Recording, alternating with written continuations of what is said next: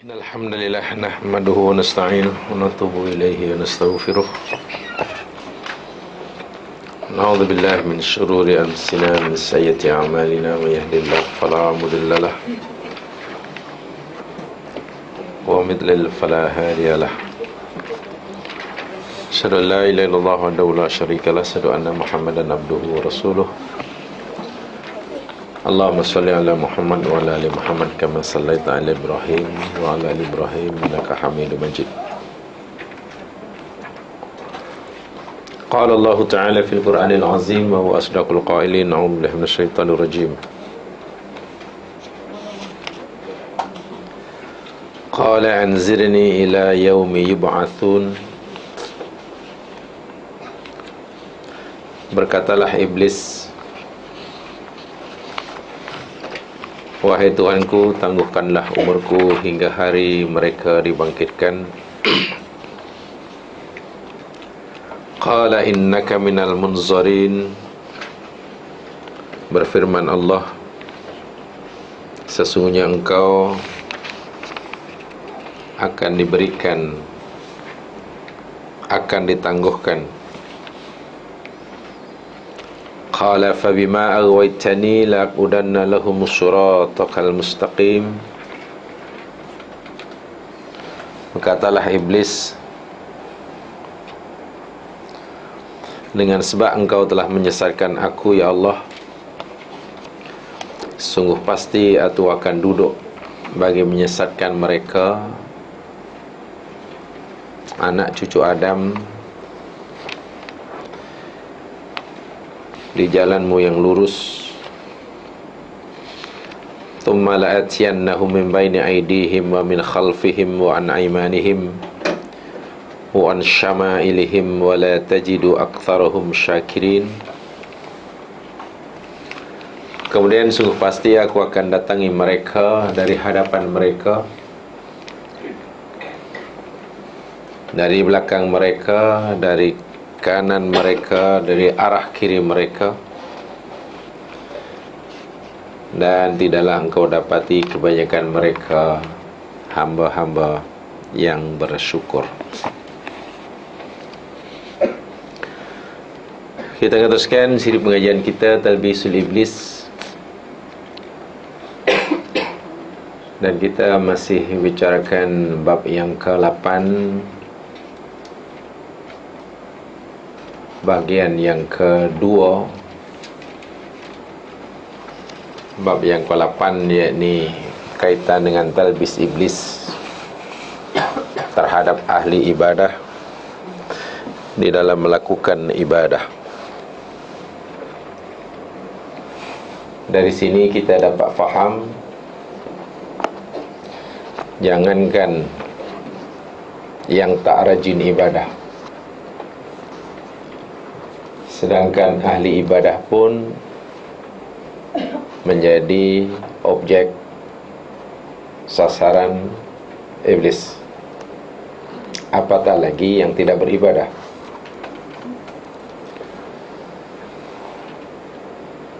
Dan yang pertama kita dah pelajari, yakni berkaitan dengan al-istibatah wal hadath, talbis iblis kepada mereka yang sedang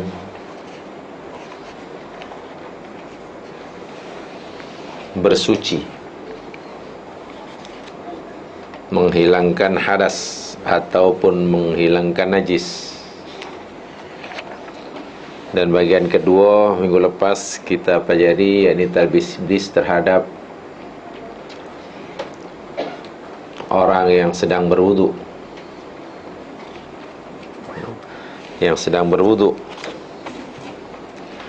dan satu di antara talbisnya begitu ketara, di samping was-was yang dialami oleh orang yang melakukan wudu, mengerjakan wudu, sehingga berulang-ulang kali melakukannya tanpa disedari ia telah menggunakan air yang berlebihan, dan ini israf ataupun saraf. Sedangkan Rasul sallallahu alaihi wasallam melarang menggunakan air secara berlebihan dalam bersuci, dalam berwudu. Hatta ketika seseorang berwudu di sungai yang mengalir pun, Nabi nyatakan, ya, di sana pun ada saraf. Ada saraf atau israf, yakni berlebih-lebihan dalam menggunakan air. Mesti dihentikan dengan segera. Kebiasaan yang tidak baik, kebiasaan yang sebetulnya iblis yang menyuruhnya. Jangan terlalu banyak menggunakan air dalam berwudu. Memang iblis akan mentalbis kita, membisikkan kita mungkin, cukupkah air yang kamu pakai? Sahkah kamu basuh muka hanya dengan air sebanyak tu? Tak cukup kuatkah? Kenapa kamu tak cukup kuat? Buka pipe-nya, sehingga air yang kita gunakan untuk basuh kaki hanya, ya, dan seterusnya dan seterusnya.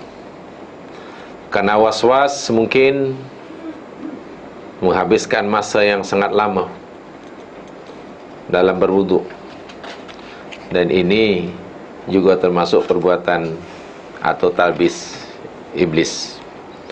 Semua itu sebetulnya berpunca daripada al-jahlu, kejahilan. Dan lagi kata Rasulullah SAW, walaupun ini nampaknya baik, tapi rupanya termasuk talbis iblis. Dalam buku ini hadisnya dinyatakan dalam muka surat 173, Rasul SAW bersabda, sayakunu fi hadhil ummah qaumun ya'taduna fid du'a wat tuhur. Akan ada pada umat Islam ini suatu hari nanti satu kumpulan kaum yang melampaui batas dalam berdoa dan bersuci, berlebih-lebihan dalam berdoa dan bersuci. Ima berwudu, mengangkat hadas, ataupun mandi mengangkat hadas besar, atau menghilangkan najis, dan seterusnya dan seterusnya. Ini adalah yang tidak. Dan juga tidak dalam berdoa, berlebih-lebihan di dalam berdoa, melampaui batas maksudnya dalam berdoa. Apa maksudnya? Di dalam hadis yang lain daripada Abdullah bin Mas'ud, di dalam kitab Al-Muntaqa, kitab syarah terhadap kitab syarah kitab Al-Muwatta yang disusun oleh Imam Malik rahimahullah, yakni kitab Al-Muntaqa, dinyatakan innaka fi zamanin kathirun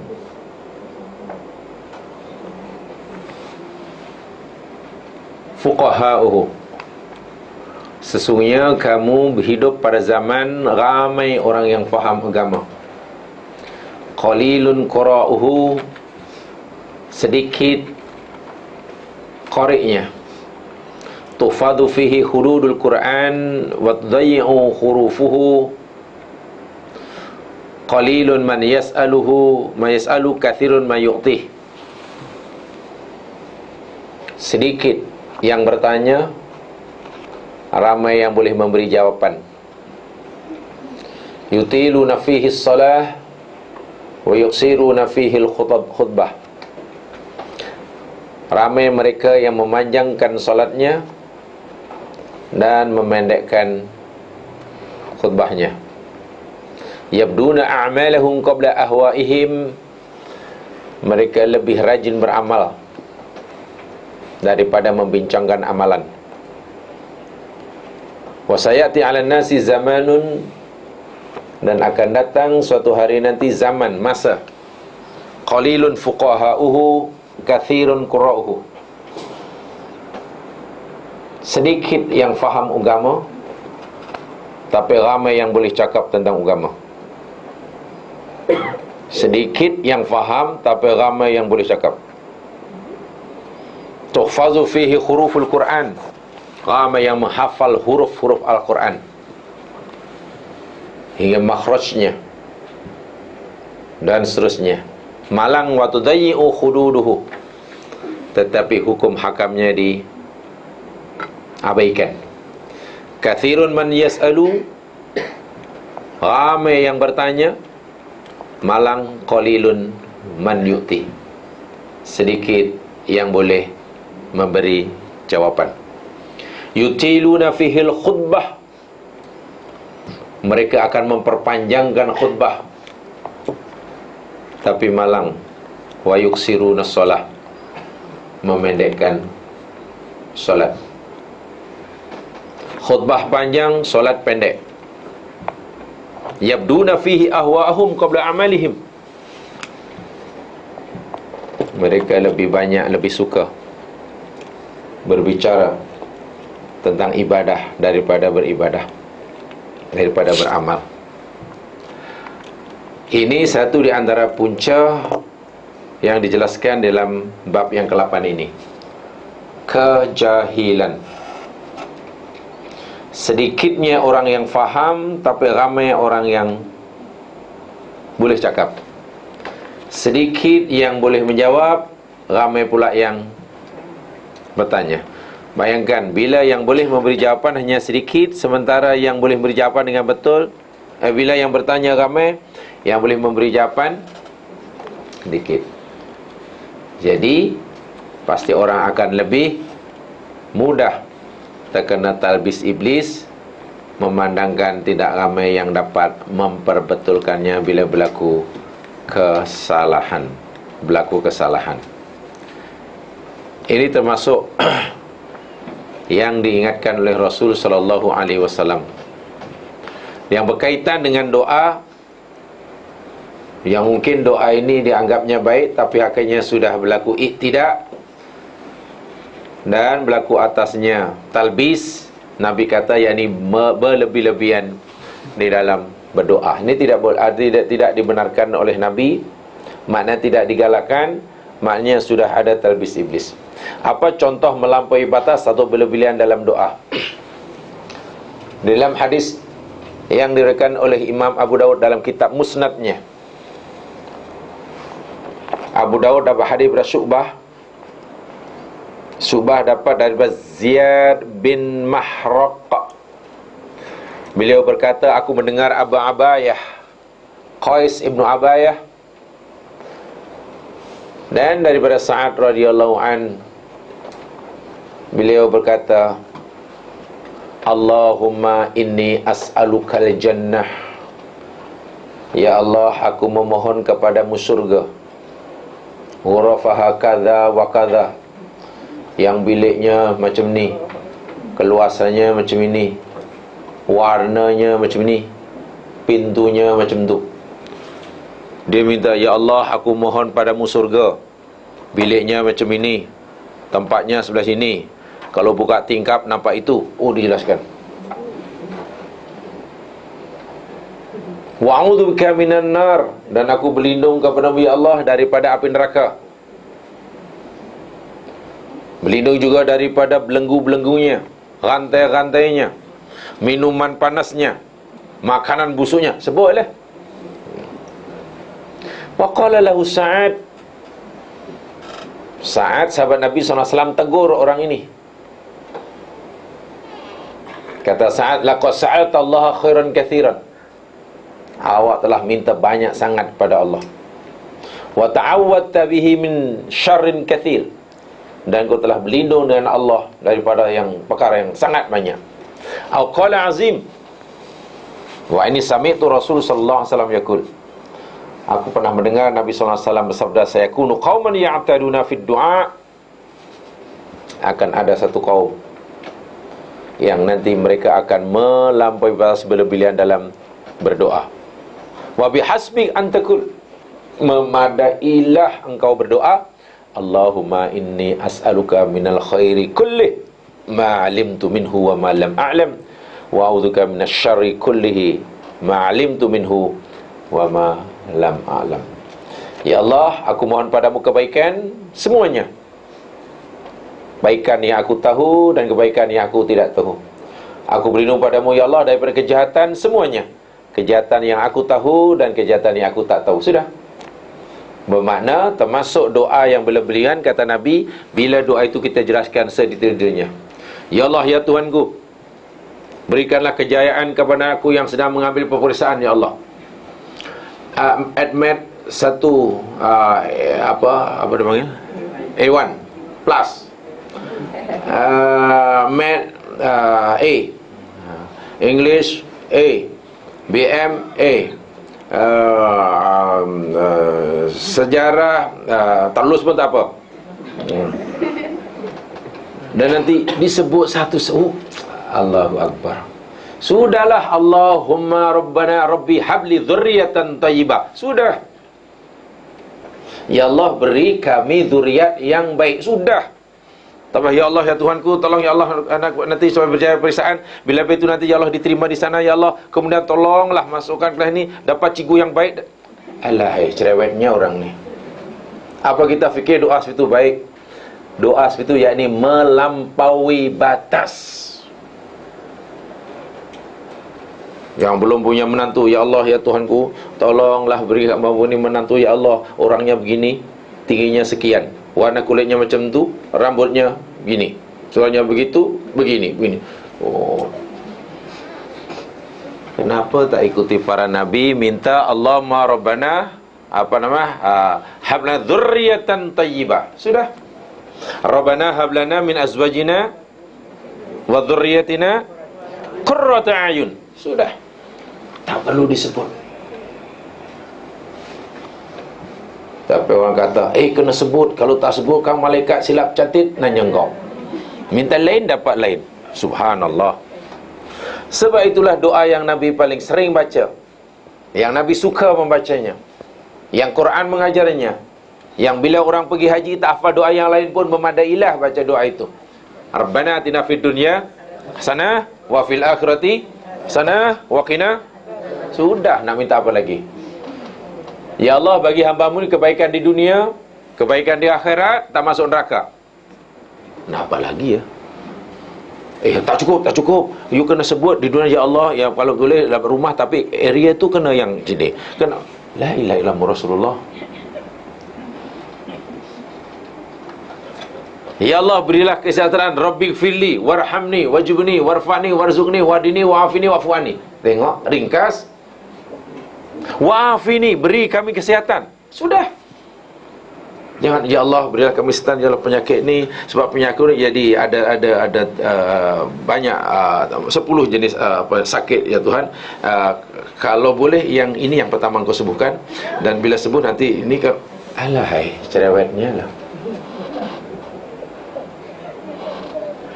Dan bila dikaitkan dengan tuhur, sebab dalam hadis ini, yakni kaum yang melampaui batas dalam berdoa dan bersuci. Apa hubungan kait antara melampaui batas dalam berdoa dan bersuci? Antara berdoa dan berwudu. Seperti mana yang saya kata tempoh hari, yakni orang yang terlalu rajin sangat baca doa, bahkan setiap kali basuh anggota wudu yang tak pun la yasbut fi sahih ghairu sabit, tidak sabit, alasannya tidak ada, sehingga membasuh apa saja anggota tubuh sentiasa baca doanya. Wahai yang dicontohkan oleh Rasulullah SAW, hanya hendaklah dimulakan dengan basmalah dan ditutup. Bila habis wudu, kita hanya disuruh baca syahadah. Sudah. Kaim bismillahirrahmanirrahim. Terus selama kita berwudu, basuh anggota wudu, sapu anggota wudu, ya sudah, tumbuhkan itu. Tidak ada bacaan doa yang sabit daripada Rasulullah SAW. Saya menyatakan tidak ada bacaan doa yang sabit daripada Nabi, daripada sahabat atau daripada imam yang empat. Kalaupun ada baca doa, pasti bukan dari Nabi, pasti bukan dari sahabat, pasti bukan daripada salafus soleh, pasti bukan daripada imam madhab. Dari mana datangnya? Tanya yang baca. Dari mana asal usulnya? Kalau ianya baik dan dapat pahala, tentu Nabi telah beritahukan kita. Al-aslu fil ibadah at-tawakkuf wal ittiba. Hukum asal ibadah adalah menunggu arahan. Tunggu arahan. Selagi tidak ada arahan, tunggu ya. Bila arahan telah sam'ala tiba, wal ittiba, dan ikut arahan itu. Terlalu banyak doa. Basuh muka ada doa sendiri. Jadikan mukaku putih pada hari semua wajah berwarna hitam. Lepas itu dibalik, jangan jadikan wajahku hitam pada hari semua wajah berwarna putih. Jadi macam Allahumma bayyid wajhi yauma taswadu fihil wujuh wa taswaddu wa la taswadda wajhi yauma tabyadu fihil wujuh. Terjemahannya tengok. Ya Allah, jadikanlah wajahku ini, muka ini berwarna putih pada hari semua wajah orang warna hitam. Jangan engkau jadikan wajahku hitam pada hari semua wajah orang putih. Kan dibalik. Isi doa tu bagus. Tapi bila ia sudah ditradisikan, dibiasakan, setiap kali membasuh muka masa wudu, dan dianggap itu satu perintah agama, satu kebaikan, ini yang tak betulnya. Itu talbisnya. Sudah menokok tambah ibadah. Sebab tidak ada contoh dari siapapun. Jika sekiranya ia baik, utamalah, jangan baik lebih utama ya, niscaya Rasulullah SAW telah memberitahu kita. Sahabat yang bersungguh-sungguh untuk mencontohi Nabi pasti telah memberikan contoh pada kita. Imam yang empat yang lebih memahami akan maksud Al-Quran dan hadis Nabi pun pasti telah memberi arahan kepada kita. Jadi doa ini tak tahu dari mana datangnya. Doa itu sendiri-sendirinya boleh kita menyusunnya, tetapi kita tidak boleh mengaitkannya dengan satu amalan ibadah tertentu jika ia tidak ada arahan atau tidak ada dalil tertentu. Basuh tangan demikian juga. Allahumma atin kitabi biyamini wal khulda bil janan biasari wa asim nisa basira. Ya Allah, berikanlah tangan abilah kitabku dengan tangan kanan. Itu masa basuh tangan kanan lah. Masa basuh tangan kiri, Allahumma la tu'ti ini kitab bisimali. Ya Allah, janganlah kau berikan kitabku dengan tangan kiri. Ketika sapu kepala pula, macam mana agaknya? Allahumma ya Allah, takkan janganlah gugurkanlah rambutku. Takkan macam ni. Apa doanya kalau sapu kepala?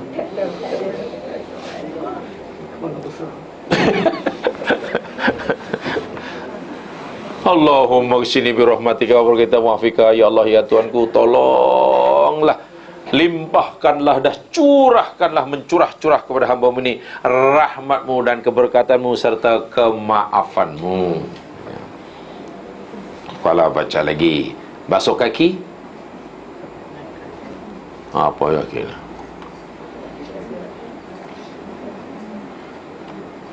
Allahumma thabbitni ala sirat. Ya Allah, teguhkanlah kaki pendirian hamba-Mu ini di atas jalan. Yauma tazulu fil aqdam, pada hari ramai orang yang tergelincir ketika meniti. Waj'al sa'i fi ma yurdik anni dan jadikanlah ya Allah segala usaha yang dilakukan oleh segala yang dilakukan oleh kaki ini amalan-amalan yang Kau ridhai. Basuh ini ada, basuh ini, basuh telinga. Yang pasti tidak ada contoh. Sudahlah, senyap saja, buka Bismillahirrahmanirrahim. Takung tu biar lama sikit sebab airnya buka tak kuat. Walaupun air tu semuanya boleh kuat tu. Sepenuh masuk ke Tamadmud wal istinsyaq. Tamadmud wal istinsyaq ni sekaligus jemaah sekalian ya. Artinya tamadmud itu masukkan air dalam mulut, berkumurlah.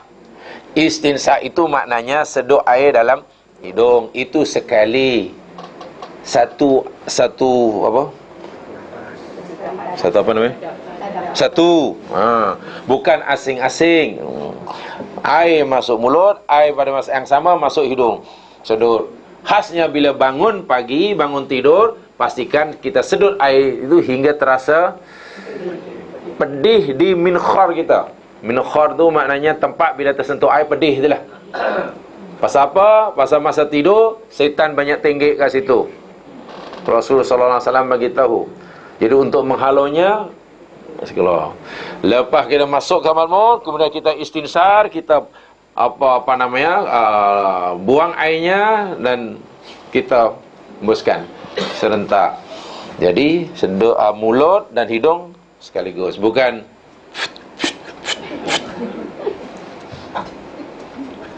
ini bukan istinsak. Ada ya orang wudu hanya betul.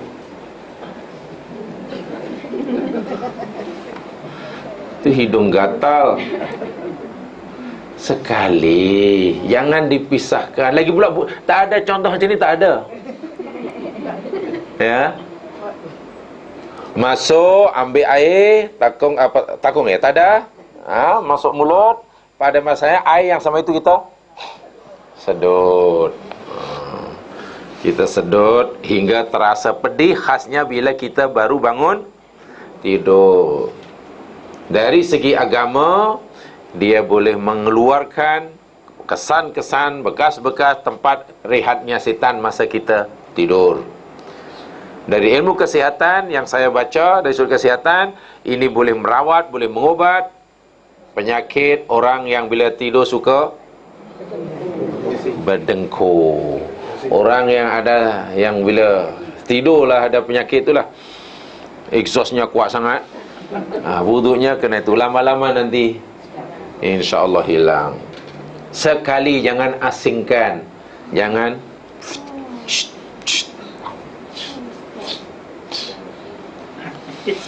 tak ada air lagi, jangan kuat-kuat airnya, muka kan. Kemudian tangan demikian juga, sikit dengan air yang ya tidak terlalu kuat.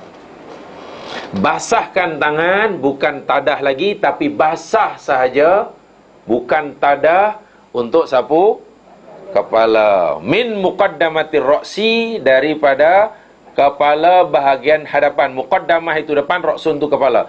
Taklah tarik, fa'adbaru bihima, tarik ke belakang. Tsumma aqdama fima, tarik ke depan. Dan setelah ke depan pula, jangan dihentikan, teruslah masuk telinga. Maknanya sapu kepala dengan air yang sama kita gunakan untuk telinga. Jadi bukan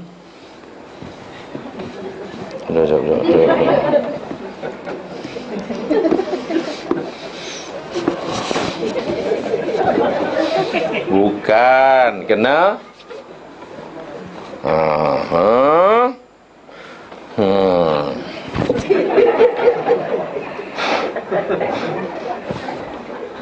terus ya tak apalah, rambut kan rambut senang aja, rusakkan ada sikat itu boleh ini.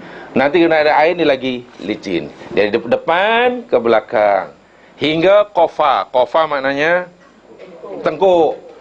Kari kofa itu tarik ke depan dengan air yang sama. Begitu maksudnya ya. Jadi tak boleh katalah kalau laki ini kata ni tu.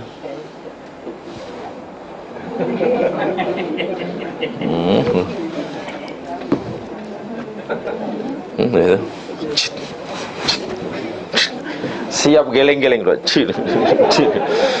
Tak ada itu. Masukkanlah jari itu dan ini apa ibu jari kena. Kan apa ya? Nabi kata sambil menekanlah, menekan.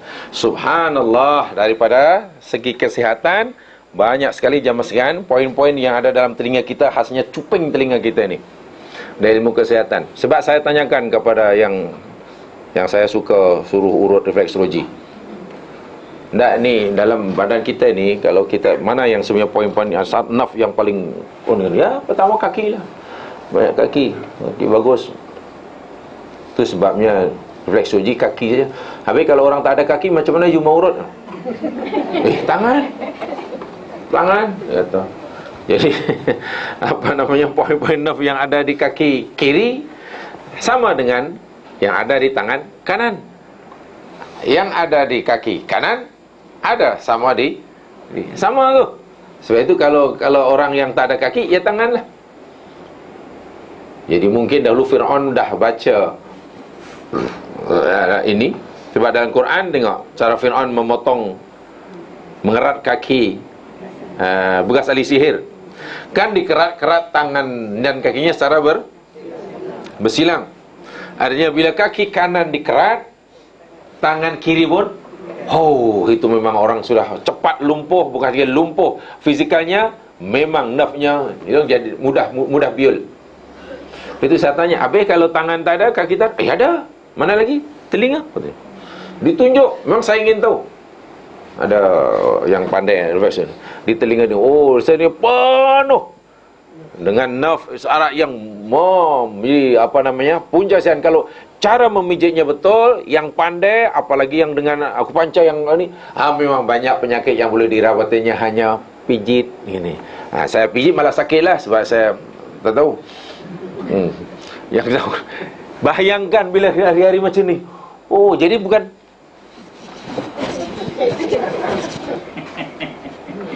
macam tu. Walaupun itu sebetulnya adalah, ya Allah sendiri akan bagilah hikmahnya bila kita melakukannya dengan betul. Tapi wuduk hakikatnya adalah ibadah. Jangan kita wuduk niatnya nak sihat, itu tidaklah. Bukan itu. Tetapi hikmah tu ada. Tapi kena betul. Khasnya itulah yang kita selalu perhatikan, yakni masa berkumur dan basuh hidung. Itu tidak mendapati sunnah. Di situ ada talbis. Pertama, diasingkan antara air ke mulut dan air ke hidung. Itu salah bin keliru. Jangan berasingan sekali. Ada di bawah bukan basuh macam tu je. Dipanggil dalkun, itu hukumnya sunat. Al-ghuslu bidalki maknanya basuh. Basuh itu isalul ma'. Isalatul ma'. Isalatul ma' maknanya mengalirkan air. Itu basuh. Maknanya air untuk tangan, untuk kaki, untuk muka memang dialirkan. Dan disunatkan ad-dalku. Dalku itu menggosok. Jadi menggosoknya itu dipanggil sunat lah. Sunat. Jadi katalah air sudah itu, kita masukkan dari sini dan mulakan daripada jari hingga siku. Jangan dari atas.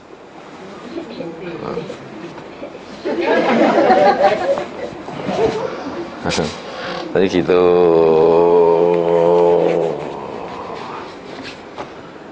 Jadi menggosok itu sunat, termasuk mencelah-celah jari ini. Ada jari. Adaku. Itu sunat. Tuh, jadi berkumur, perhatikan, dan kepala tidak semuanya 3 kali. Kepala sapu hanya sekali. Menyapu bukan membasuh untuk kepala. Sebab itu untuk kepala tangan hanya perlu dibasahkan, bukan tadah. Bukan macam tu. Dan bukan boleh pakai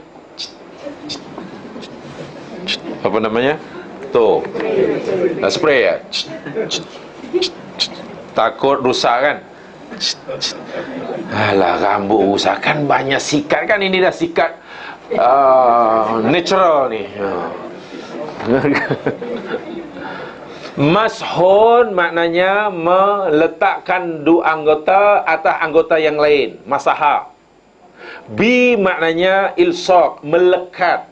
Jadi wamsahu biruusikum maknanya letakkan anggota atas anggota. Jadi dalam ini tapak tangan ke atas kepala.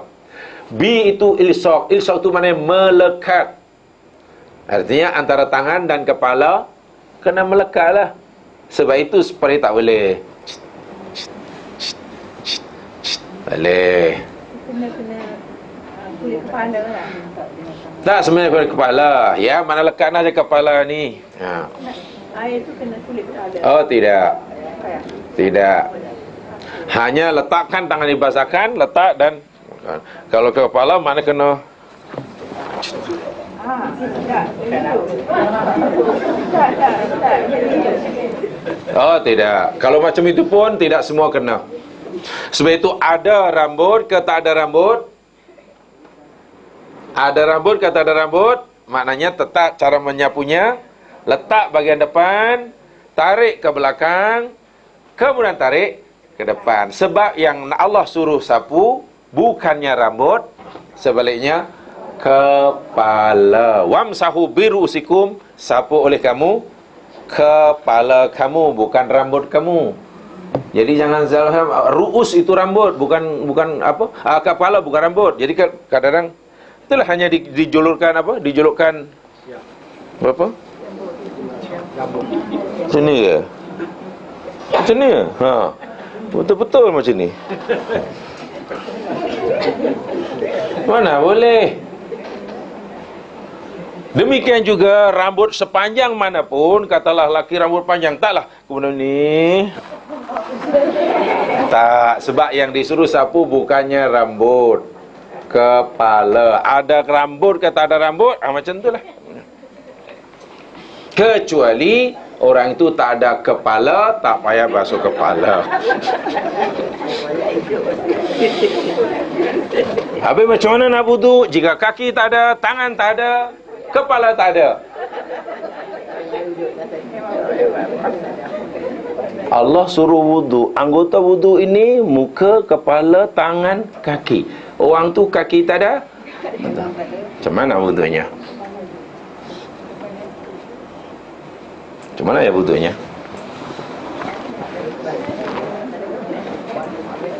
Yang mana hidup? Itu bukan manusia tak payah wudu lah. Tak payah wudu. Hati-hati, dan kaki demikian juga. Maksimumnya iaitulah paling apa namanya, hanya dipanggil isbagh. Isbagh itu maknanya menyempurnakan. Menyempurnakan artinya kalau katalah batasan basuh tangan ini marafiq ilal marafiq, ila itu maknanya kepada haddun nihayah. Ya mas sekalian, kalau saya kata saya basuh ini ila, ini ila sini, mana ini tak masuk sebetulnya. Saya baca Al-Quran daripada ayat daripada surah Fatihah ila juz pertama, ila juz kedua. Di mana saya berhenti? Saya baca Al-Quran malam tadi daripada permulaan ila juzuk yang kedua. Di mana saya berhenti? Ila juz kedua. Saya baca ila juz kedua. Di mana saya berhenti? Ayat terakhir sebelum juz kedua. Maknanya saya sempat baca juzuk kedua atau tidak? Tidak. Tapi kalau saya kata saya baca Al-Quran malam tadi hatta juzuk kedua, itu maknanya termasuk juzuk. Baik, dalam Al-Quran basuh tangan, wudu itu yani wamsahu wa aydiyakum ilal marafiq. Ila maknanya hingga siku. Hakikatnya kalau kita ikut apa penjelasan tadi, had terakhir yani siku lah, sebelum siku lah. Tetapi dalam hadis Nabi kita ada disuruh isbagh. Isbagh itu menyempurnakan. Jadi melebihkan itu pertama ikut sunnah Nabi isbagh, keduanya bila lebih mana kita yakin had terakhir itu. Walaupun jika sekiranya orang nak ngam-ngam sungguhlah. Saya tak nak siku, nak ngam-ngam. Oh, lagi susah pula nak betul-betul ngam. Ibarat sempadan tu pagar tu dah pagar sebelah dah pagar orang kan. Jadi kita sapu hanya sebelah saja. Ya memang begitu arahan dia, sapu yang hingga pagar, hingga sepadan, maknanya yang letak ni lah. Tapi untuk meyakinkan, jadi ya situ aja lah. Bila kita sudah sampai ke sini, namanya sudah talbis. Dah lebih lah. Basuh kaki demikian juga. Ilal ka'bain. Ka'bain tu apa? Buku lali. Ilal ka'bain. Tu yang Quran suruh. Kemudian karena Nabi suruh kita isbag. Isbag tu sempurnakan, lebihkan sikitlah atas ka'bain. Bila basuh kaki hinggalah paha, itu bukan basuh kaki tu. Hingga paha dibasuhnya. Mandi sekali je dia. Ialah kalau wudu, katalah basuh muka hingga leher, basuh tangan hingga pangkal lengan, basuh kaki hingga pangkal paha, elok mandi sekali je lah. Jangan berlebih-lebihan, sudah talbis. Setan suruh karena kita sudah menggunakan air yang berlebihan, melakukan perbuatan yang tidak lagi disuruh oleh agama. Jadi boleh dilebihkan, tapi jangan sampai ke yang lebih malang. Kadang-kadang ada orang wudu ini betul. Ada pula lepas sini, lepas tu sini tengkuk. Sebetulnya sini hingga tengkuk tarik ke depan. Ada juga riwayat walaupun tak kuat, dari belakang ke depan, lepas tu kalau itu mungkin rambut tak payah sisir lah. Tak payah sisir. Sama aja sebenarnya jamaah sekalian, wuduk laki atau perempuan sama aja, tidak ada perbezaan. Seperti mana salat? Kaki daripada hujung jari sikit-sikit hinggalah ke buku lali dan di apa namanya tu? Ya, telah jari tu di gosok-gosok tu lah. Ya, ya memanglah. Kerana mungkin orang itu sapu khuf namanya. Kalau orang musafir pakai khuf. Khuf tu maknanya kasut boot. Kasut boot. Kasut yang terbuat daripada bahan yang tidak memungkinkan air masuk, mungkin daripada kulit, hingga menutupi ke buku lali. Bila ia musafir, nak berwudu tidak perlu dibuka, hanya perlu sapu atasnya, bukan bawahnya.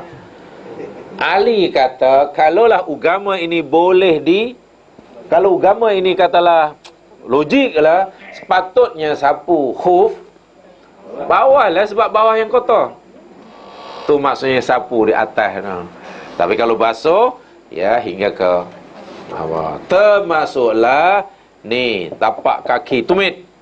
Wailun lil aqab, wailun lil aqab, wailun lil aqab.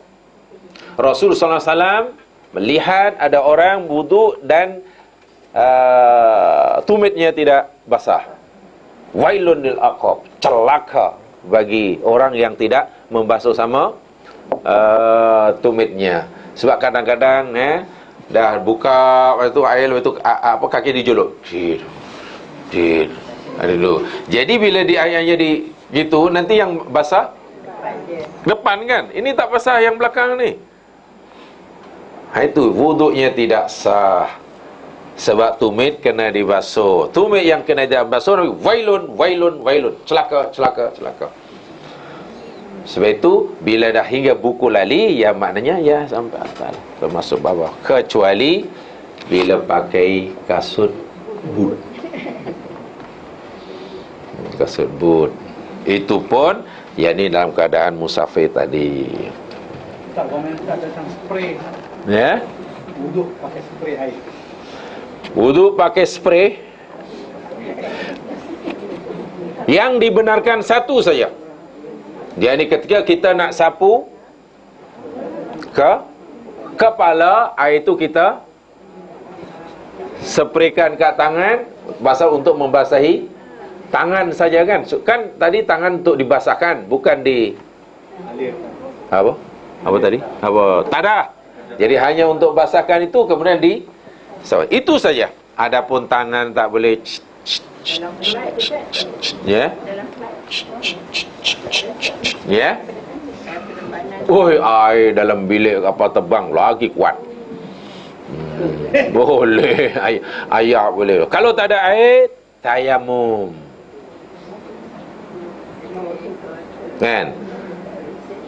Kan musafir, kalau tidak ada air, tayamum. Dan dalam kapal terbang airnya lagi banyak. Banyak airnya.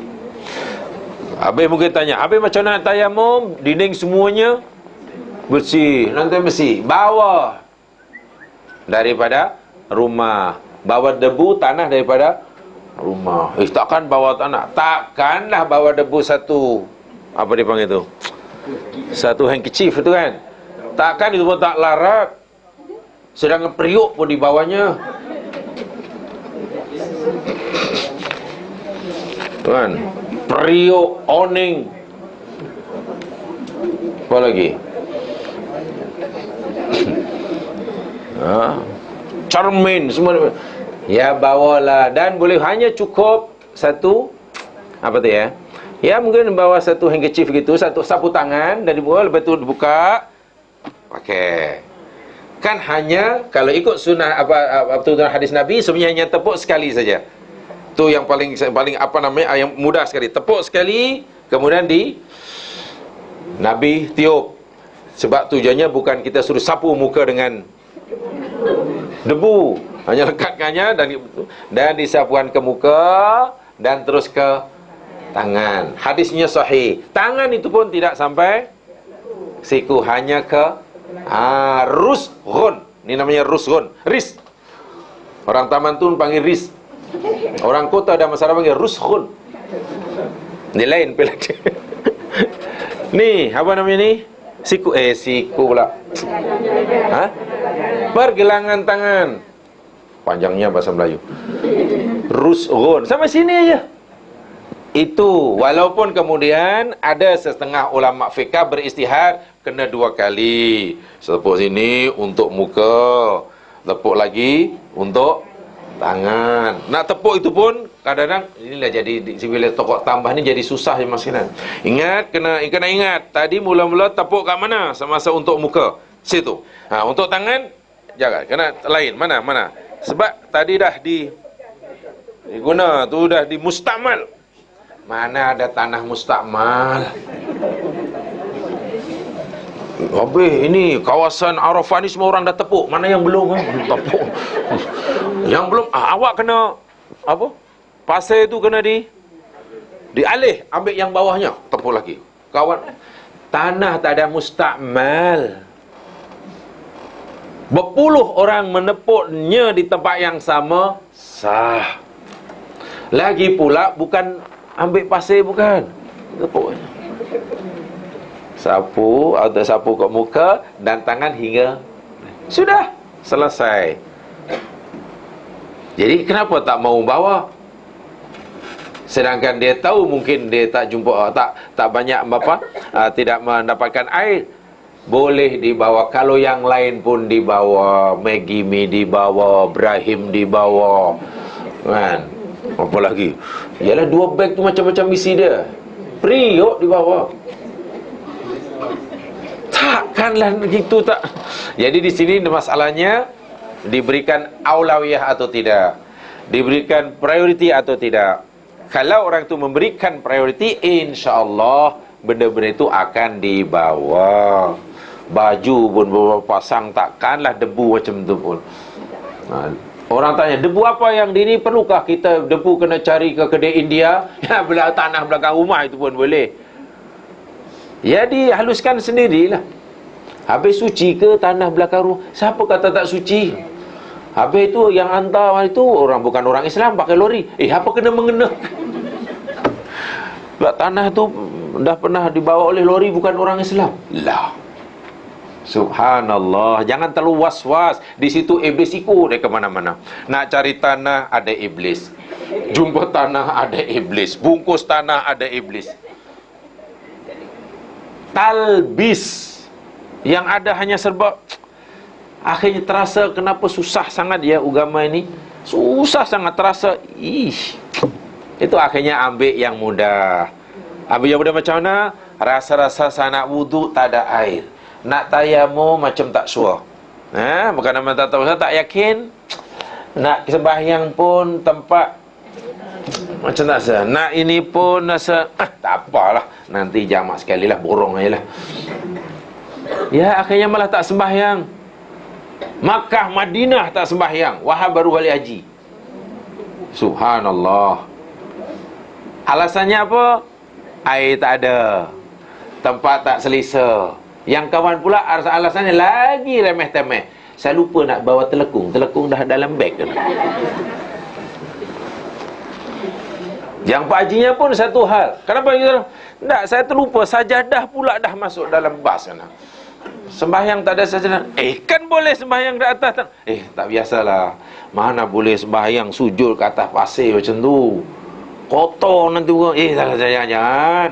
Bab sembahyang jangan main-main. Dia lah main-main sebenarnya. Masya Allah. Akhirnya tu dah setan, memang setan akan jangan. Biasanya pakai sajadah. Ini manalah tahu mana awak yakin ini bersih kawasan ini. Wah padang pasti tu Masya Allah beribu-ribu ekor. Katakan mana awak tahu deh, mana ada anjing lalu ke. Tak nampak pun antara Madinah dan ada anjing bercengkerama, tak jumpa. Kan kita karena kurang terbiasa ya sembahyang di seperti itu. Tayamum tu mungkin sepanjang hayat pun tak pernah. Ya mungkin tak ada alasan kayaknya ya. Mungkin tak ada alasan kan. Sembahyang di kebun umpamanya di dusun durian. Rasa iya ke betul ke aku sembahyang ni? Ada ke sujud atas rumput pula aku. Dahlah wuduknya kak apa tu? Kolah takuan air katanya. Jadi itu jadi terasa ya akhirnya itulah apa ya, rasa begitu berat begitu berat. Jadi perlu dipastikan ya talbis tayu. Benda ni kecil je mas, tapi ingat nampaknya kecil. Iblis kata Bukhari tujuannya nak menyesatkan manusia. Kalau tidak sebenarnya menyesatkan pun nak buat manusia ni supaya jangan beruntung. Kalau beruntung pun dipastikan jangan banyak. Masya-Allah. Jadi pastikan ya bila seelok-eloknya bila berwuduk menghadap kiblat. Tapi bila qadaul hajah jangan hadap kiblat. Ini dibiasakan begitu. Sebab bila tidak menyalahi saja hadis Nabi, ya sudah ada talbis iblis lah. Idza ata ahadukumul ghaid fala yastaqbil qiblah wala yuwalliha zahrahu walakin syarriku wa gharibu. Apabila seseorang itu hendak qadaul hajah, jangan sekali-kali hendaklah ia menghadapkan kiblatnya, jangan menghadap kiblat, jangan membelakanginya. Tetapi hendaklah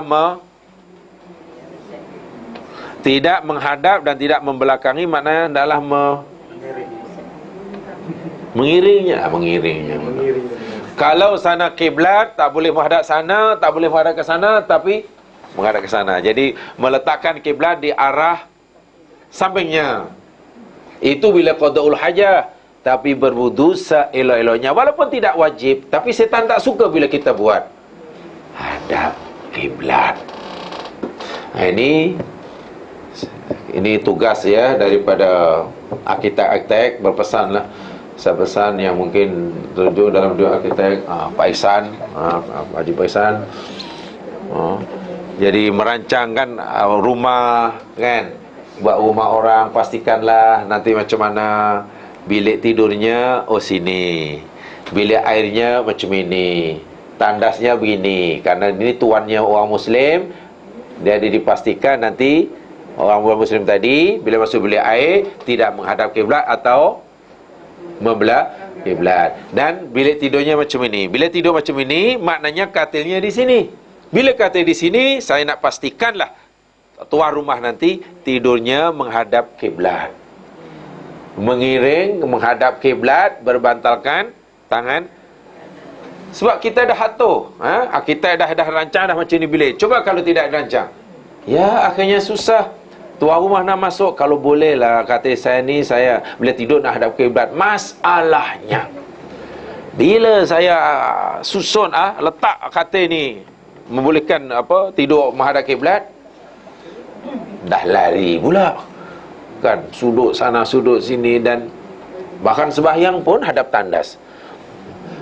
Di sini kerja arkitek diperlukan menghadap kiblat masa berwuduk dan tidak menghadap atau membelakanginya semasa qadaul hajah. Ini hendaklah dijaga, sebab bila tidak seperti itu dah ada talbis iblis. Sekecil apapun kesalahan kita dalam menjalani perintah agama menyebabkan iblis gembira. Sekecil apapun kesilapan, seberapa besar, seberapa kuat, seberapa besar kegembiraan iblis bergantung seberapa besarlah kesilapan kita. Kemudian itu bahasan itu tak perlu. Kemudian al-israf tadi saya nyatakan, berlebihan dalam memakai air. Al-jahru biniyat dia sebutkan, yakni menguatkan niat. Al-jahru biniyat, mana talafuz niat dengan kuat, ditalafuzkan nawaitu raf'al hadasi wal istibahati solah la fardhu lil apa lagi lah banyak. Itu pun masih itu dah basuh tangan dah, adalah 2 minit. Asyik nawaitu wudu'a li raf'il hadas Allahu akbar. Sekali bukan solat lah, nawaitu lagi, nawaitu sauma ghadin an adai fardisah. Wudu lah, bukan puasa. Nawaitu bismillah a'udzubika minal khubusi wal ini doa. Asyik silap. Jadi iblis lagi kacau. Sudah bismillah, hati niat wudu bismillah, sudah.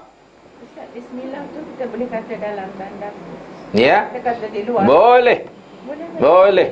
Ya, kalau wudunya di situ.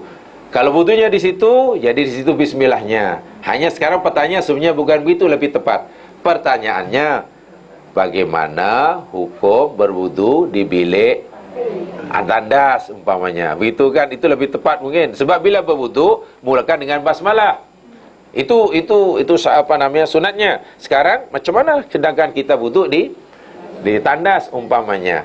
InsyaAllah tandas-tandas orang kaya sekarang tidak berada dalam bilik wudunya tidak dalam bilik ini, sebab diasingkan biasanya karena besar kan.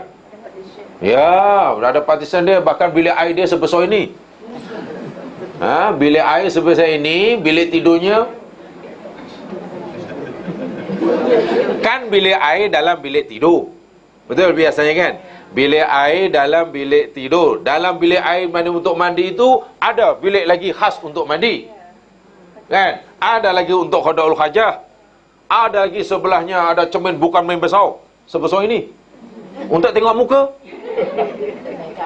Untuk make up kan? Untuk tengok make up. Jadi maknanya ya insyaAllah tidak jadi masalah. Wuduknya kan bukan di tempat. Kalau lah bilik air itu kecil umpamanya, insyaAllah tidak mengapa. InsyaAllah tidak salah. Yang tak boleh itu bila orang sedang qadaul hajah, ya sambil zikir, itu tak boleh lah. Sekuat manapun, sealim manapun, serajin manapun orang itu wirid, karena maklum mungkin baru masuk join kelas apa ke mana, kelas wirid ke apa, ya janganlah qadaul hajah sambil wirid, tak boleh. Hanya perlu berdoa, Allahumma inni a'udzubika minal khubusi wal khaba'ith. Sudah diam, tapi Allah Akbar.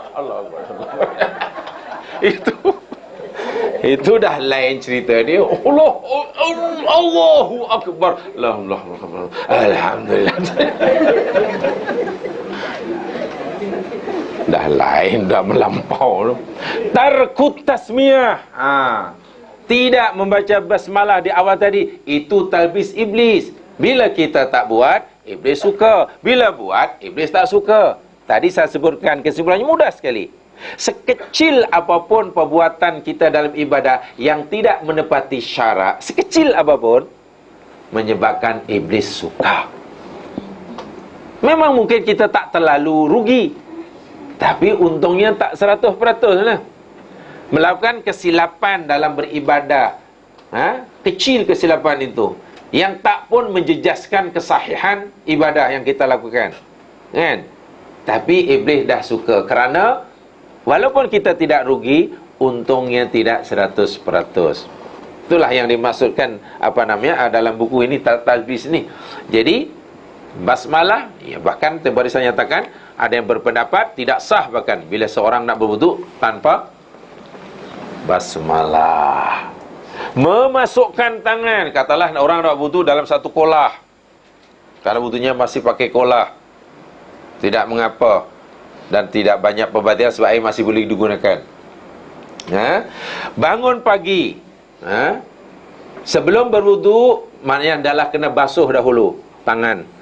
Sebelum wuduk, tangan tu dia kena basuh dahulu. Basuh tangan orang nak berwuduk, khasnya setiap bagi orang yang baru bangun pagi, dah satu perintah yang ditekankan.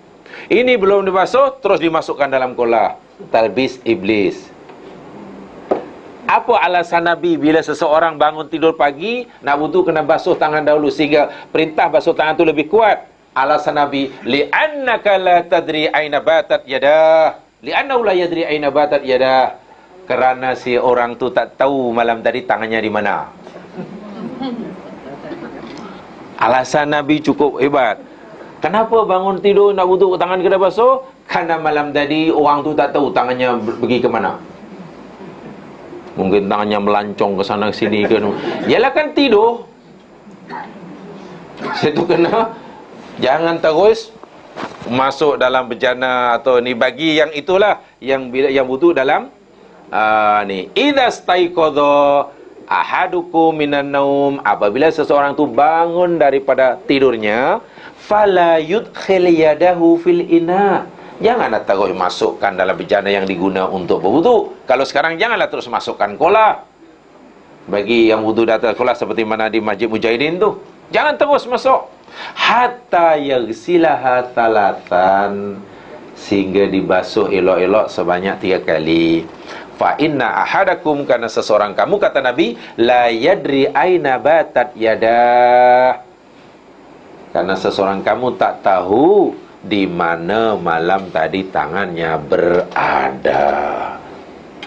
Kan? Hadis sahih riwayat Imam Malik dan Al-Bukhari. Ghuslul yad min asfali kaffi ila akhil mirfaq. Basuh tangan daripada sini hingga sini, tapi sini tak terbasuh, terlupa. Kafun ni zaman sekarang ya, bahasa Arab ni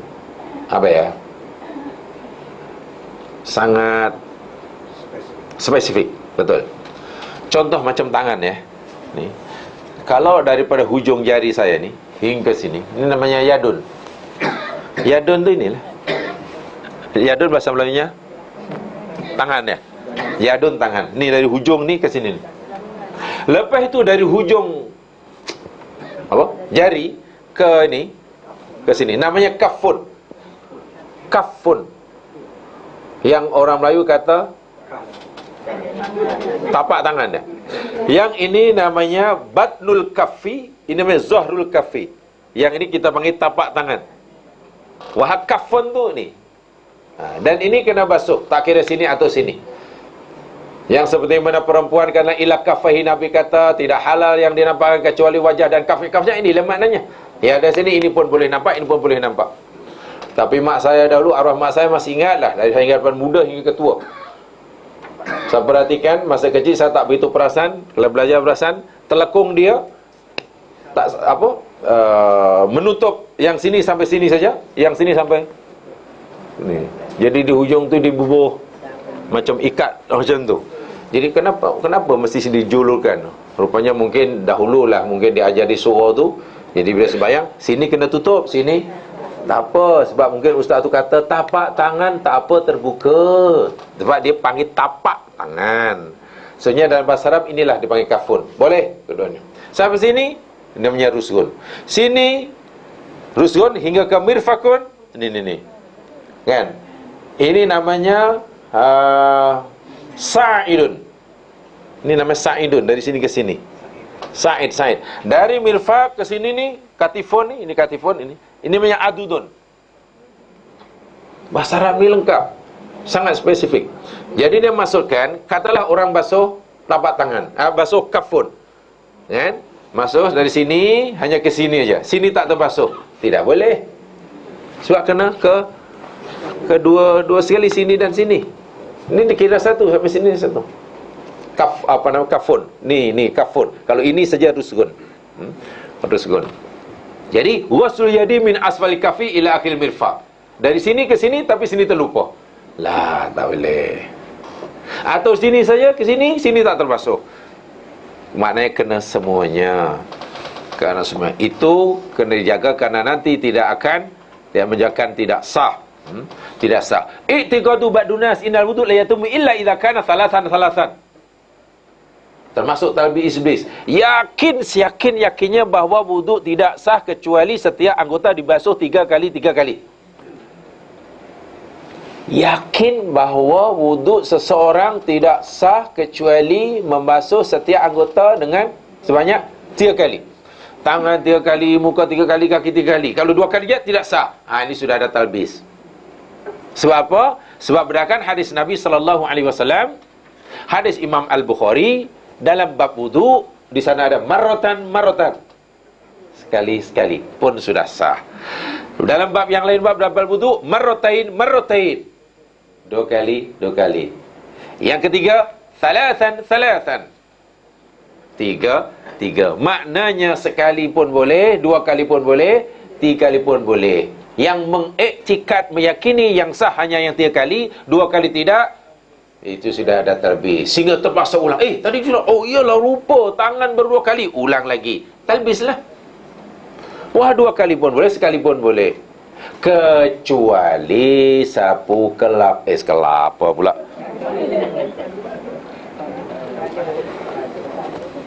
Sapu kepala. Tadi nak sebut penyapu kelapa. Itu memang sekali, tak boleh 2 kali, tak boleh 3 kali. Maksudnya ni tadi ghuslun itu membasuh. Kalau kepala, mashun. Yang kepala mashun, tangan, kaki, muka, ghuslun. Kan lain. Bahasanya lain dalam Al-Quran. Yang ghuslun itu sekali pun boleh, 2 kali pun boleh, 3 kali pun boleh. Adapun mashun hanya sekali. Sesiapa yang mengiktikadkan wuduk baru sah bila dibasuh 3 kali, kemudian dia kata dah habis wuduk, rupanya dia ingat bahawa ada tangan kata baru basuh 2 kali, ulangi lagi, dah ada talbis. Itulah maksudnya. Ya. Jadi talbis tu macam itulah, dia sehingga timbul was-was, mengulangi sesuatu yang tidak sepatutnya diulangi, menganggap sesuatu yang sah, menganggap batas sesuatu yang dah sah. Ini dah jadi talbis lah. Masa dan seterusnya. Az-ziyadah fi adadil ghusl a'dha'il wudu' ba'da aksar min salasi hadha mukhalif amri Nabi sallallahu alaihi wasallam.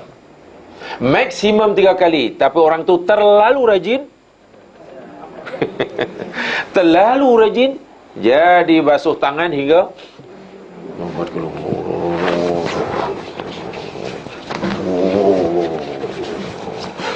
ini lagi begini, tak 6 ke 7 kali. Dah salah. Ba'dun nahyam sakum qadami ra'sihi aw masahu semain tafi ra'si wa yadu anustamal masih, seperti mana saya kata tadi. Sapu sebelah ini saja. Saya sampaikan ni apa yang contoh dari Nabi yang sekalian, sebab Nabi mencontohkan wuduk ini beginilah. Secara mudah beginilah. Bukankah wuduk ini ada cara macam-macam, ya? Ada yang suruh Malikiyah itu semuanya, Hambali semuanya. Ada sebagian Malikiyah separuh pun boleh. Ada Safiyah sebahagian. Sehingga Safiyah sebahagian. Bahkan ada Safiyah yang akhir zaman lebih senang. Tak payah sebahagian, minimum 3 helai. Wah, itu sebenarnya bukan Safiyah itu. Itu bukan Safiyah, mana Safiyah 3 helai rambut. Yang disapu bukannya rambut, tapi kepala. Macam mana boleh minimum 3 helai rambut? Habis kalau orang tu tak ada rambut, atau betul-betul hanya 3 helai, 3 helai itu pun tepatnya tak sama. Sini selai, sini selai, sini sini, sini. Jadi macam mana ya? Ada hari itu mazhab itu kecil semua. Yang tu dia kata separuh minimumnya. Yang ni dia kata pun ini. Kalaulah ada pendapat seperti itu sekalian, ya kita berfikir kita begini. Dulu agak-agak Nabi SAW pernah berwuduk atau tidak? Agak-agak. Walaupun kita belum tahu hadisnya katalah dan tidak hidup sezaman dengan Rasul, dahulu Nabi SAW pernah berwuduk atau tidak? Ya mesti kan, bukan sekadar pernah kan? Mesti sentiasa berwuduk. Bila Nabi sentiasa berwuduk, tentu kita ingin tahu kan, macam mana ya Nabi berwuduk. Bilalah tengok Nabi berwuduk, hadisnya sahih, ya sudah ikut itu je lah. Jika nanti, tapi orang kata ini boleh, ya itu you punya pasal, tapi Nabi buat macam ni. Jadi kalau kita buat macam tu, ya sudah mengikut Nabi lah. Saya fikir tidak ada ulama mazhab yang hebat-hebat kecuali mereka pasti ingin berusaha sepenuhnya, ingin berusaha berkuat untuk mengikuti Nabi SAW. Dan Nabi bagi contoh macam tu, ya sudah, gitu aja. Kalau ditanya itu wuduk mazhab apa, Nabi suruh macam tu, ya sudah. Tak payah mazhab siapa, Allah itu mazhab Karimaniyah, itu mazhab apa dah ada lagi mazhab itu. Itu mazhab Darut Taklim, tak ada. Dah sudah hadisnya begitu, macam mana? Tapi saya biasa dengar orang apa wuduk macam tu ni, orang inilah, orang daripada Sudan banyak. Agaknya itu memang mazhab Sudan. Macam mana lah hadisnya macam tu? Bila dah ikut hadis dan hadisnya sahih, sudah tidak ada ini mazhab Pakistan, mazhab Sudan, mazhab Indonesia, mazhab Malaysia. Coba kalau wuduk ada ibadah, ini pendapat bini, ini pendapat begitu, ini pendapat begitu. Takkan kita tak terlintas, tak berfikir ya, dahulu Nabi berwuduk ke tidak? Mesti berwuduk. Bila Nabi berwuduk, macam mana agak-agak Nabi berwuduk? Kan senang dan ikut tu je lah, sudah tak payah fikir. Habis kalau orang gini boleh, ya tanyakan dia lah. Tanya dia, awak pernah baca hadis Nabi berwuduk? Tak pernah, mungkin tak pernah lah. Kalau tak pernah tunjukkan, tapi Nabi berwuduk inilah. Sekarang hadapkan dia. Ini wuduk yang Nabi ajarkan. Ni hadis dia. Awak boleh rujuk. Ini wuduk yang awak amalkan. Yang apa? Apa tadi? 3 helai tadi lah. Yang awak pun kata ustaz yang bagi tahu. Sekarang awak pilih mana? Ini yang Nabi ajar ataupun yang ustaz kata? Bagi tahu gitu aja lah. Tapi ustaz saya itu pun daripada ustaz dia juga. Ya ustaz dia dari siapa katanya? Ya ustaznya dari ustaz dia lah. Takkan dia salah, dia lama di Libya. Kalau semua orang Libya betul, mana Gaddafi betul lah. Dia baru duduk di Libya 10 tahun. Orang Libya lagi lahir di situ dan mati di situ. Janganlah dikaitkan lama sekejap. Yang sesudah depan mata ada hadis Nabi yang sahih, sudahlah. Begitulah maksudnya. Jadi itu selamat. Memang paling selamat. Selamat, tak payah ini kata gini. Bila sudah ada hadisnya, selesai. Lainlah kalau hadisnya mungkin dipertikaikan atau mungkin tidak ada dalilnya. Itu lainlah. Ba'dun nas inda ghusli wajhi la yaghsilu suwata wajhi kamilatan bataqa. Ya. Menyapu muka, membasuh muka tidak sempurna. Muka ni zaman sekian, ya ni batasan dia tumbuhnya rambut. Atasnya dahi, rambut, dan sini apa namanya ni? Apa namanya ni? Melayu. Saya bukan orang Iceland. Apa? Tak tahu. Itu susahnya. Tak apa.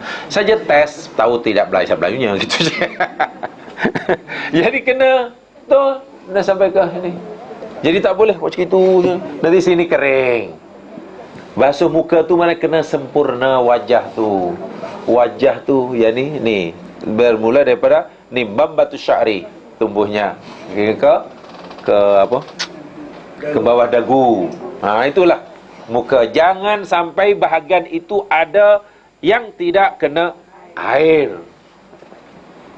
Itulah maksud. Jadi kena diratakan. Alhamdulillah biasanya ada yang mengamalkan gitu, Mas.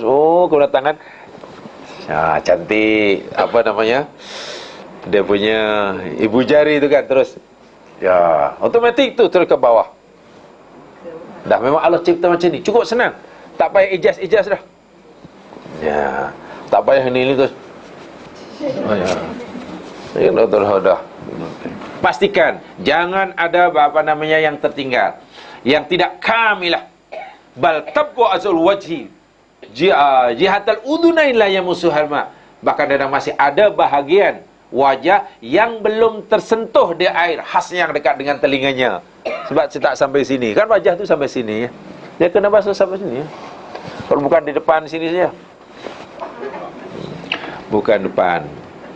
Ibnu Katsir juga menyatakan begitu dalam kitab tafsirnya, ya, hingga ke lihyatain bagi laki, mana janggut, zaknun itu dagu, tulan panjangnya, wa mila udhun bani ardon, daripada dahi hingga ke dagu, dan dari lebarnya daripada telinga hingga macam itulah kata Ibnu Katsir. Tidak boleh ada bagian yang tidak tersentuh di air. Itu yang perlu dijaga, yang jaga betul. Itu berdasarkan sebab ya. Dan termasuk talbis juga. Talbis ni zaman sekarang ini ya, kita terpaksa melakukan sesuatu yang tak sepatutnya dibuat, atau kita tidak melakukan sesuatu yang sebenarnya buat. Dalam hal ini benda itu tak patut buat, tapi kita buat. Lah dah tadi talbis lah, sebab dah menokok tambah. Yang pasti kalau menggunakan air, dah bertambah air dia. Contoh, jamaah wudu. Lepas wudu, mana hilang hadas, bersih, suci. Najis pun tak ada. Tiba-tiba sebelum sembahyang kita gendong anak saudara, atau cucu saudara, atau siapalah. Kita gendong baby tadi, baby pula terkencing. Kena baju kita, pakaian kita yang kita nak gunakan untuk sembahyang ni. Apa yang perlu kita lakukan? Yang perlu kita lakukan, ya paling senang tukar bajulah, sebab baju banyak. Sekarang baju tak banyak, macam saya 2 helai je. Macam mana? Basuh saja kan? Okey, basuh. Perlukah saya untuk mengulangi wuduk saya? Tidak perlu. Tak perlu. Iya. Najis bukan membatalkan wudu, ma. Najis itu perlu dibasuh. Yang membatalkan wudu tokhantut. Kalau tokhantut malah wudu, tak perlu dibasuh. Betul ya? Betul. Tapi kalau kena najis, jamaah Allah terpijak pula tahi lembu. Kan? Allah pula, budak pula kencing kena kaki. Cukup dibasuh. Kencing kaki kita, baby tadi. Basuh sudah, dan terus sembahyang. Tidak perlu mengulangi wudunya. Wudu tidak batal. Bila kita wudu, memanglah setan akan, awak kena kencing tu kan wudu. Mana ada kena najis batal wudu? Wudu itu untuk menghilangkan najis ke menghilangkan hadas? Untuk menghilangkan najis ke mengangkat hadas? Wudu mengangkat hadas. Wudu itu untuk mengangkat hadas, bukan menghilangkan najis. Najis ya dibasuh. Hadas bukan dibasuh. Macam mana basuh hadas? Macam mana nak basuh hadas? Katakanlah bagi pendapat yang menyatakan sentuhan laki dan perempuan katalah batal. Katalah kita ikuti pendapat ini, kita cuba memahami pendapat ini, terbatal kan? Bila terbatal maknanya orang itu ada hadas atau tidak? Hadas kan? Macam mana nak membasuh hadas kerana sentuh tadi? Ya kena ingat mana yang kena sentuh tadi. Bukan begitu. Itu hadas, bukan najis. Di sini tengok, bila dah kena tu kemudian basuh lagi, kemudian wuduk lagi, wuduk, maka di situ sudah ada talbis. Talbis itu kita disuruh melakukan perbuatan yang sebenarnya agama tak suruh, atau meninggalkan perbuatan yang agama suruh. Jadi setan dah kita pun dah Jangan, lawan dia. Ini masalahnya bukan senang tak senang ya. Saya cerita agama jangan alah bukannya susah sangat nak wudu, air banyak. Lagi pula masa pun ada. Lagi pula dah pencen pun bukan ada kesalahan. Lagi pula air pun seronok main air. Ini bukan masalah seronok. Saya cerita hukum, bukan cerita air banyak, masa banyak. Lagi pula air ni, rumah ini yang tiap bulannya free pasal masih 20 bilik yang Selangor. Saya cerita Selangor ni, saya bukan cerita wilayah. Orang wilayah kan kaya-kaya, kena bayar. Yang duduk Selangor free. Duduk Selangor free. Katakanlah macam tak boleh itu jadi alasan. Hukum. Jangan alah bukannya susah sangat, wudu ajalah supaya yakin. Ini kadang-kadang wudu ajalah supaya yakin. Lah, apakah bila tak wudu kita tak yakin? Bila kita tak wudu, yang sebenarnya tak perlu wudu lah kerana ada najis tadi kan, hanya perlu dihilangkan. Sebenarnya sudah yakinlah. Kenapa kita yakin? Agama suruh kita yakin. Bukankah ketika agama suruh kita yakin dan kita tak yakin, siapa yang menghilangkan keyakinan tadi? Talbis. Anda solat lupa rakaat 3-4, 3-4, 2-3, 2-3, 2-3, apa yang patut kita buat? Yang kurangan. Yang kurang. Jangan pula saya kacau lah kalau ya Allah sadaqallahul azim, ya Allah ini tak jadi. Ini tadi. Mula semula. Mana boleh. Solat tidak boleh dibatalkan kecuali memang kerana ada pembatalnya. Wudu batal, solat batal lah. Habis saya tak ingat apa-apa. Ya, apa yang anda ingati tadi, jangan batalkan. Tapi saya tak ingat sungguh lah. Lagi pula ayolah tadi 3 ke 4, 3 mana? 3. 2 ke 3, 2 ke 3, 2. Sekarang suruh pilih yang apa? Yang kurang kan. Tapi masalahnya saya bukan lupa tu. Saya nak mari tu saya baca Fatihah pun lupa. Tadi saya baca Fatihah ke tidak? Baca. Macam mana kalau kita dah sujud tapi kita baca ke belum? Baca belum? Macam mana? Ni dah sujud dah. Dah sujud, tengah sujud. Tadi saya baca Fatihah belum? Baca belum? Mana? Baca belum? Mana yang nak dipegangi? Belum baca? Tu sudah baca? Sudah? Belum? Al-aslu baqau makana ala makana. Maknanya kita berpegang pada belum. Sebab asalnya belum. Bila belum, sebenarnya kita dah sujud kan? Terus berdiri. Berdiri itu adalah dikira daripada rakaat yang kita tak baca tadi. Maknanya yang dah sujud itu jangan. Jadi kita adalah terus memulakannya, terus pergi kepada rukun yang kita tinggal tu. So solatnya dikira yang itulah. Bukan mula daripada takbiratul ihram pula, daripada tempat katalah rakaat yang ketiga kan, Fatihah tadi. Rakaat yang kita lupa Fatihah tadi, rakaat ketiga kita pula dah sujud. Ya, berdiri mana baca Fatihah, rukuk, i'tidal, rukuk, itu rakaat ketiga lah. Adapun rukuk, i'tidal, sujud yang sebelumnya tadi jangan dibatalkan. Jangan dibatalkan. Tak boleh. Sebab solat itu tidak batal. Itu gangguan syaitan. Habis saya baca kul ya kafirun pun tak ingat banyak. Asyik kul ya kafirun la abud la abud. Itu syaitan. Baca auzubillahi minasyaitonirrajim, hembus kepada ke kiri 3 kali. Insya-Allah hilang. Itu talbis, jangan dibatalkan. Lainlah kalau orang tu teruk sangat dia punya lupa dia kan. Sembahyang katalah maghrib banyak Allahu akbar. Saya lupa lah tadi saya dah 5 ke 6. 5 rakaat ke 6 rakaat tadi? 5 ke 6. Maghrib pula 5 ke 6. 5. Itu teruk lah. Nak pegang yang mana? Tadi 5 rakaat ke 6 rakaat? 5. Ini sembahyang maghrib ni.